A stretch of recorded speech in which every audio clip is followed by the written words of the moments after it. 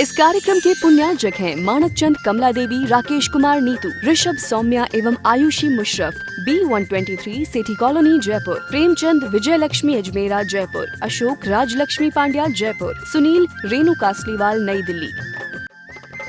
श्री नरेंद्र, श्रीमती सुदेश रानी जैन, विपिन कुमार, संगीता जैन, मुजफ्फरनगर निवासी, प्रवासी दुर्गापुर, पश्चिम बंगाल, संजय दीपा जैन, राजीव सोनिया जैन, पूनम चंद सविता जैन मेरठ, पंकज श्वेता जैन दिल्ली, अभिषेक रिद्धि सिद्धि वैभव, आंचल सोबित जैन एवं समस्त नावला परिवार। अतुल जैन, प्रेरणा जैन, दीक्षा जैन, एशियाड गेम्स विलेज नई दिल्ली, राजेश्वर जैन, शशि जैन, जैन मिलन विहार मुजफ्फरनगर उत्तर प्रदेश। ध्रुव, पर्थ, नमिता, धीरजगर गुरुग्राम, परिधि, रिद्धिमा, नेहा, विकास जैन गुरुग्राम, मीना, विनोद अग्रवाल, रोहिणी दिल्ली। श्री मुनीन्द्र कुमार जैन, सरिता जैन, अतुल जैन, शिप्रा जैन, आर्यन जैन, मनीष जैन, श्वेता जैन, मीशा जैन मुजफ्फरनगर। श्री राजेंद्र कुमार जैन, श्रीमती मंजू जैन, आशीष जैन, मीना जैन, पारस जैन, स्वाति जैन, समृद्धि जैन, सिद्धि जैन, शाश्वत जैन, जैन महिला मंडल चंदर नगर सहारनपुर। श्री किशोर भाई खंधार की पावन स्मृति में श्रीमती सुषमा खंधार, परिमल खंधार, मोना खंधार, मुकेश कुमार, साक्षी कुमार, ईशा कुमार, डिम्पल गांधी, सोनल गांधी एवं हेतार्थ गांधी अहमदाबाद। जय जिनेन्द्र अठवीह कम्म मुके अठ गुणढ्ढे अणोव में सिद्धे अठम पुण्य विधि विठे ऋठे कज्येय वंदिमो नित्यम। पंच परमेष्ठी भगवान की जय। आज गाथा हम करेंगे 64 नंबर की, पृष्ठ 62। पिछली ज्ञानशाला में पृष्ठ 62 पर जो 63 नंबर की गाथा है वो हमने समझाई थी। उसका अर्थ क्या था कि परमाणु मात्र भी राग जिसके मौजूद है वह अपनी आत्मा को नहीं जानता। तात्पर्य क्या था, अगर राग अगर रंच मात्र भी है किसी में तो उसके शुद्धोपयोग या आत्मानुभूति नहीं हो सकती। परिणाम तो एक ही प्रकार रहेंगे ना, या तो आत्मा रूप या अन्य द्रव्य रूप, दोनों रूप कैसे हो सकते हैं। ये पहली बार बताई थी और ये भी बताया था चाहे उसको आगम का कितना भी ज्ञान हो फिर भी वह आत्मा को नहीं जानता। अर्थात आगम का ज्ञान हो और अगर राग द्वेष रूप परिणमन है तो अभी आत्मा का ज्ञान नहीं। आज क्या बता रहे हैं आचार्य, जो अपने को नहीं जानता तो वो पराये को क्या जानेगा। बहुत सारी वस्तु यहाँ सामने रखी हैं और किसी ने कहा इसमें से आप अपनी अंगूठी ले लीजिए, मान लो अंगूठियाँ रखी हैं। किसी ने कहा इसमें से आप अपनी अंगूठी चुन लीजिए। अगर मुझे अपनी अंगूठी नहीं मालूम तो मेरी कौन सी है या नहीं मालूम तो अन्य की कौन सी है वो भी मुझे नहीं मालूम। उसी तरह जिसको अपनी आत्मा का ज्ञान नहीं है उसको फिर अनात्मा का ज्ञान कैसे हो सकता है, अर्थात उसको निज पर का भेद ज्ञान नहीं हो सकता। सीधी बात, आत्मा में जब लीनपना हो और निर्विकल्प अवस्था हो तभी शुद्धोपयोग या आत्मानुभूति है। आइए गाथा नंबर देखें 64। अपाणमयाणन्तो अणपयम चाविसो अयाणन्तो कैहोदि सम्मदिठे जीवा जीवे अयाणन्तो। अपाणम अयाणन्तो संधि विच्छेद कर दिया। आत्मा को नहीं जानने वाला, नहीं जानता हुआ। सो माने वह, अणप्यम चावी अयाणन्तो अनात्मा अण अपयम अनात्मा को भी अयाणन्तो नहीं जानता हुआ है। जिसे अपनी आत्मा का, जो अपनी आत्मा को नहीं जान रहा वो फिर अनात्मा को कैसे जानेगा। क्या लिख रहे हैं, अपाणम अयाणन्तो आत्मा को नहीं जानता हुआ, सो मन वह अणप्पयम अनात्मा को भी नहीं जानता हुआ है। जिसको अपनी आत्मा को नहीं जान रहा है जो, वह अनात्मा को भी नहीं जान रहा। फिर ऐसा जीव कह माने किस प्रकार, होदी माने होता है सम्यक दृष्टि। ऐसा जीव सम्यक दृष्टि कैसे हो सकता है? क्यों? जीव और अजीव इनको नहीं जानता हुआ। जिसको जीव का ज्ञान नहीं, उसको अजीव का भी ज्ञान नहीं, और जब जीव अजीव का ज्ञान नहीं तो फिर सम्यक दृष्टि कैसे हो सकता है? बिल्कुल ठीक लिखा आचार्य ने। पंडित जी, आत्मा को जानने के तो अनेक उपाय दिए, लेकिन अनात्मा को कैसे जाने? पहले हम ये समझें, आत्मा क्या और अनात्मा क्या। आत्मा मैं स्वयं, अनात्मा मेरे अलावा जितने भी अन्य जीव अजीव आदि द्रव्य हैं, ये सब अनात्मा हैं, अर्थात आत्मा नहीं है। मैंने निर्णय कर लिया मैं शुद्ध चैतन्यात्मक जीव द्रव्य हूँ, मैं इतना ही हूँ, इससे अधिक नहीं। अन्य मेरा नहीं, मैं अन्य का नहीं। ना अन्य मेरा कभी था, न मैं कभी अन्य का था, न मैं कभी अन्य का होऊंगा, न अन्य मेरा होएगा। कोई मेरा किसी से संबंध नहीं। तो जब मैंने अपने को जान लिया तो अनात्मा माने मेरे अलावा जितनी भी और आत्माएं या और पुद्गल आदि द्रव्य हैं, वो मैं नहीं हूँ, वह मेरा स्वरूप नहीं है। आत्मा को जानने का जो रास्ता है वही अनात्मा को बताने का रास्ता है। मैंने बताया, पहली बार मैंने अभी उदाहरण दिया था, यहाँ पर 40 अंगूठियाँ रखी हैं, इसमें एक अंगूठी मेरी है, उस अंगूठी में एक काला धागा है। तो मैंने अपनी अंगूठी कैसे पहचानी? काला धागे वाली।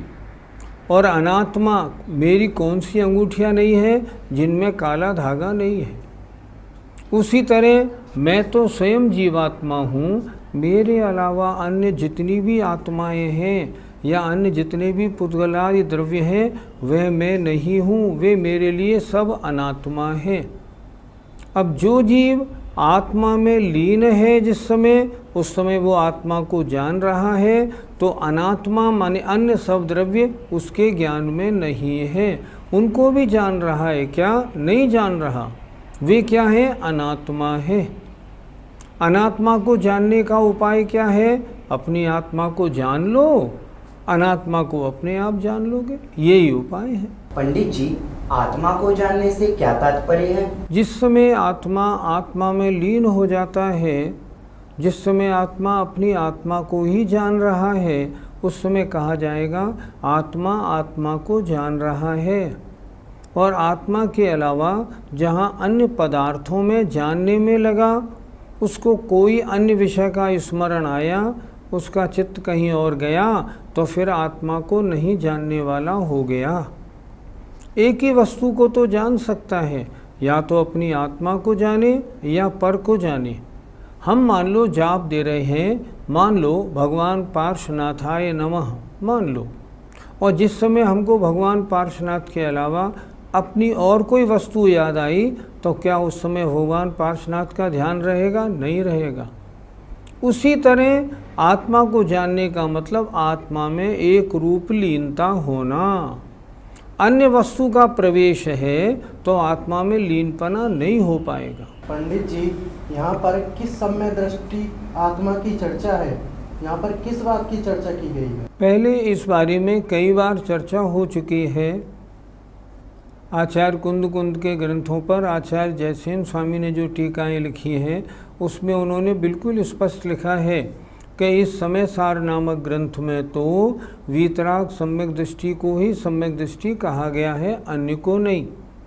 तो यहाँ जो लिखा है ना, कै होद सम्यक दृष्टि, अर्थात जो जीव आत्मा के अलावा अन्य पदार्थों के चिंतन में जिस समय चला गया, उस समय उसको सम्यक दृष्टि कैसे कहें?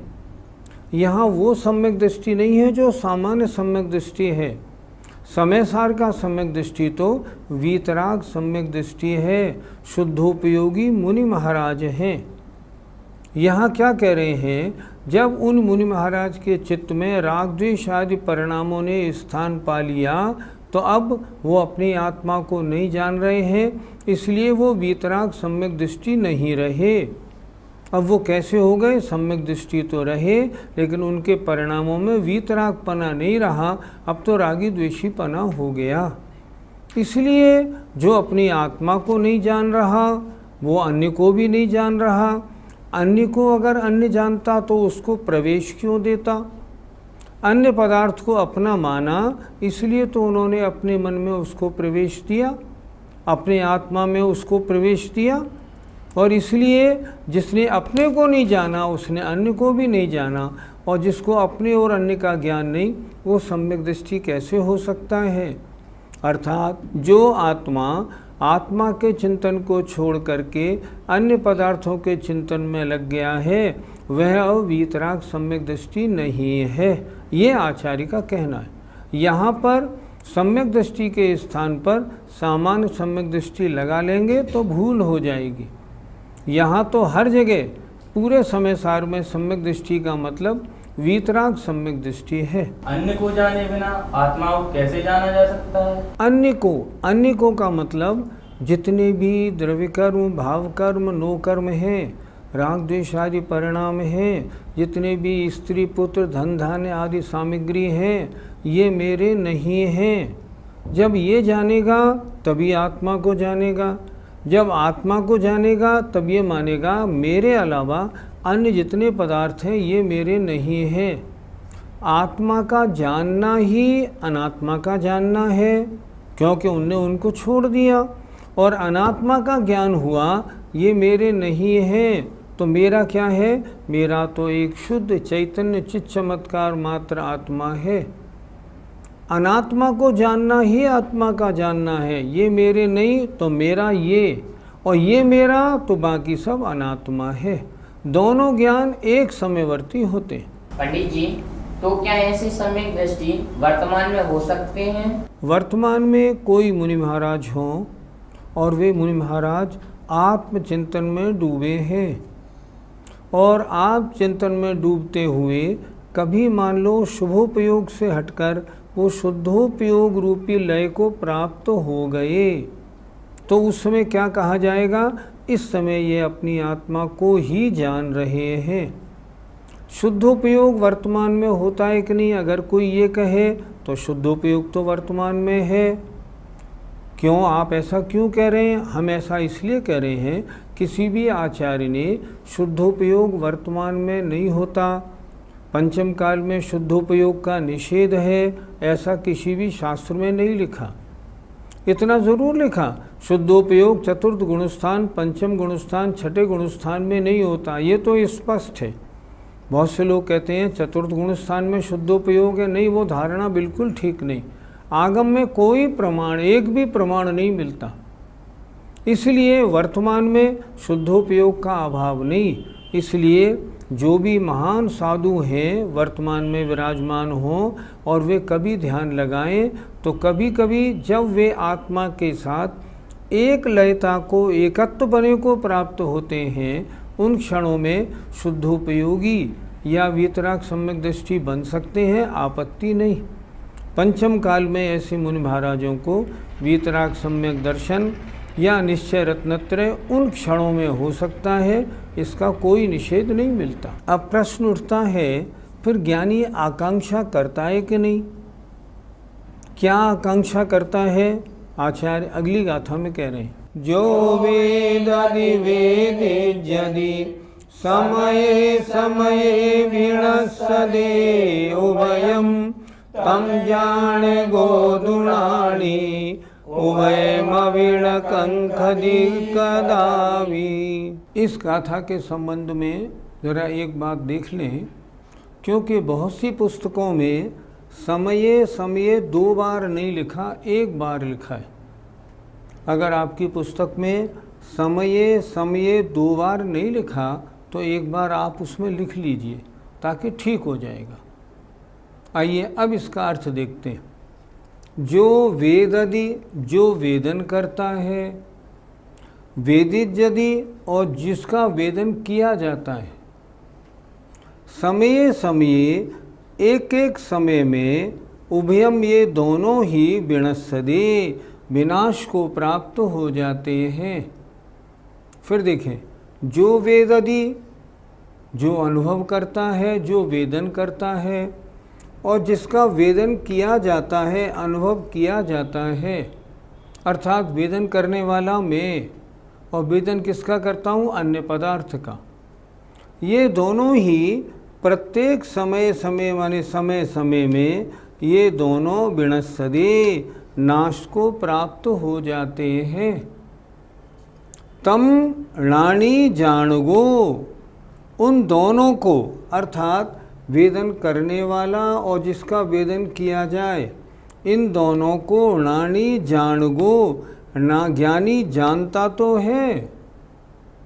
वेदन करने वाला और जिसका वेदन किया जाए, उन दोनों को ज्ञानी जानता तो है, लेकिन कदापि कभी भी उभयम अपि इन दोनों भावों की आकांक्षा नहीं करता। मैं वेदन करूं, मैं वेदन किया जाऊं, इन दोनों भावों की वांछा कभी नहीं करता। ज्ञानी है, वो ज्ञानी तो आत्मा में लीन रहता है, उसके इन दोनों की वांछा होती ही नहीं। पंडित जी, इस गाथा में किस अपेक्षा से वर्णन किया गया है? द्रव्य की अर्थ पर्याय की अपेक्षा। जैसे द्रव्य की पर्याय दो प्रकार की होती हैं, एक अर्थ पर्याय, एक व्यंजन पर्याय। अर्थ पर्याय की अपेक्षा वह द्रव्य प्रति समय नष्ट होने वाला है। व्यंजन पर्याय की अपेक्षा कुछ समय वह पर्याय रहने वाली है, अर्थात जो पर्याय अधिक समय तक रहे वो व्यंजन पर्याय, और जो पर्याय एक एक समय में नष्ट होती जाए उसे कहते हैं अर्थ पर्याय। तो यहाँ क्या कह रहे हैं, जो वेदन करने वाला है उसके परिणाम भी प्रति समय नष्ट हो रहे हैं, और जिसका अनुभव किया जा रहा है वो वस्तु भी प्रति समय पर्याय बदल रही है। ये दोनों प्रति समय नाशवान हैं। तो ज्ञानी को नाशवान पदार्थों की वांछा होती ही नहीं, उसको तो शाश्वत अपने शुद्ध आत्म स्वभाव की वांछा है और किसी की नहीं। इसलिए यहाँ इस गाथा में लिखा, जो अनुभव करता है, जिसका अनुभव किया जाता है, ये दोनों ही पदार्थ एक एक समय में नाशवान हैं। तो ज्ञानी किसकी इच्छा करे? किसी की नहीं। पंडित जी, फिर ज्ञानी किसकी इच्छा करता है? इच्छा कहते हैं मोहनी कर्म के उदय से अन्य वस्तु को प्राप्त या भोगने की वांछा, उसका नाम इच्छा है। ज्ञानी के अन्य वस्तु के भोगने की, प्राप्त करने की इच्छा और वांछा होती नहीं। वो सोचता है जो वेदन करने का परिणाम है या जिस वस्तु का वेदन किया जा रहा है, ये सब तो क्षणिक हैं। मैं इसके जानने में अपने ज्ञान, अपनी बुद्धि को क्यों लगाऊं? मैं तो उस शाश्वत अपने धाम में आऊं, जो शाश्वत धाम मेरा हमेशा रहने वाला सर्वश्रेष्ठ है। मैं इन नाशवान वस्तुओं का चिंतन क्यों करूं? इसलिए वो इनकी इच्छा नहीं करता।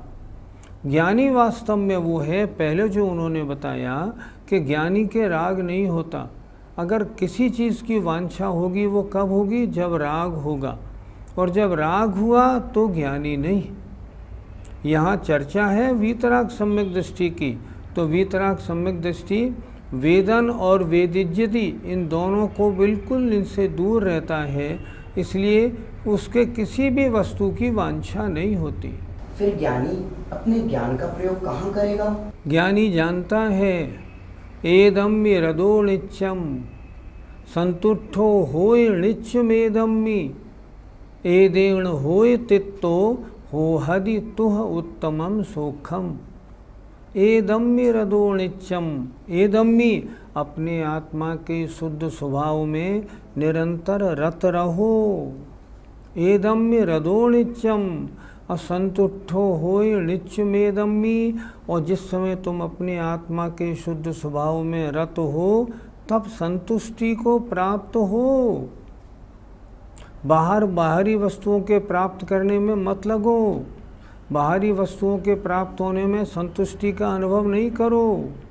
क्यों नहीं करेगा ज्ञानी? वो जानता है ये सब पदार्थ नाशवान हैं, मुझे संतुष्टि कहाँ मिलेगी? अपने आने में। इसलिए वो नित्य अपने आत्मा के शुद्ध स्वभाव में रत रहता है। अपने आत्मा के ध्यान में जब लीन हो जाता है तब संतुष्टि का अनुभव करता है। एदेण होय तित्तो, और जब अपनी आत्मा में लीन होता है तभी तृप्ति मानता है। आज मैं तृप्त हुआ, क्या आनंद मिलता है। एदेण होय तित्तो होहदि तुह उत्तमम सुखम, और जो ज्ञानी ऐसा होता है उसको ही उत्तम सुख प्राप्त होता है। छठालाकार क्या लिखते हैं? यों चिंत निज में थिर भये, तिन अकथ जो आनंद लयो, सो इंद्र नाग नरेंद्र वा अहमिंद्र के नाही कयो। जिस समय आत्मा में लीन होता है उस समय जो परम अतीन्द्रिय सुख मिलता है, इंद्र नागेंद्र नरेंद्र चक्रवर्ती को नहीं मिलता। तो मैं पूछता हूँ, ज्ञानी इस सुख की वांछा करे या इंद्रिय के विषय भोगों की वांछा करे? नहीं, ज्ञानी विषय भोगों की वांछा कभी नहीं करता। उसे तो मात्र अपनी आत्मा में लीन पना ही सुहाता है, क्योंकि उसने एक दो बार उसका आनंद लिया हुआ है। और उस आनंद का जब उसको क्या अनुभव आता है तो वो सोचता है ये आनंद मेरे हमेशा बना रहे। और उस आनंद को लेने वाला जीव अन्य क्षणभंगुर वस्तुओं की वांछा क्यों करेगा? कभी नहीं करेगा। इसलिए क्या करना? अन्य सब ओर से अपना मन हटा करके अपने आत्मचिंतन में लगाना। हम लोग भी जब सामायिक करते हैं या जाप देते हैं, हमको भी चाहिए कि हम एकाग्रता को प्राप्त हों, अर्थात कहीं भी कोई अन्य वस्तु हमारे ज्ञान में, हमारे चिंतन में नहीं आए। क्योंकि अन्य वस्तु का हमारे चिंतन में आने का मतलब है राग द्वेष की उत्पत्ति और कर्म का बंध और शुद्धोपयोग से नीचे गिरना। यद्यपि गृहस्थ अवस्था में शुद्धोपयोग नहीं होता, लेकिन फिर भी शुभोपयोग तो है हमारे। तो शुभोपयोग भी अच्छा कम माना जाएगा जब हम आत्मलीनता की कोशिश करेंगे। कोशिश तो कर ही सकते हैं कि हम राग द्वेष रूप परिणामों को अपने से दूर हटाने की कोशिश करें। तो हमको भी जब हम पूजा में लगें, स्वाध्याय में लगें या जाप में लगें, तो हमें भी राग द्वेष आदि विकल्पों को दूर हटाने का निरंतर प्रयत्न करना चाहिए। ज्ञानी ऐसा ही करता है। जय जिनेंद्र।